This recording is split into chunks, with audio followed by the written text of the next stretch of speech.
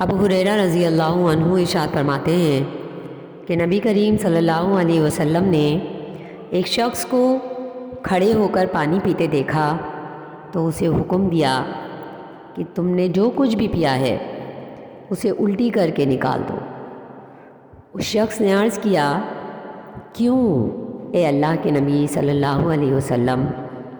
تو نبی صلی اللہ علیہ وسلم نے ارشاد فرمایا، کیا تم پسند کرتے ہو کہ تمہارے ساتھ بلّا پیے؟ اس شخص نے عرض کیا، نہیں اے اللہ کے نبی صلی اللہ علیہ وسلم۔ تو نبی صلی اللہ علیہ وسلم نے فرمایا کہ تمہارے کھڑے ہو کر پانی پینے کی وجہ سے اس سے زیادہ شریر مخلوق یعنی شیطان نے تمہارے ساتھ پانی پیا ہے۔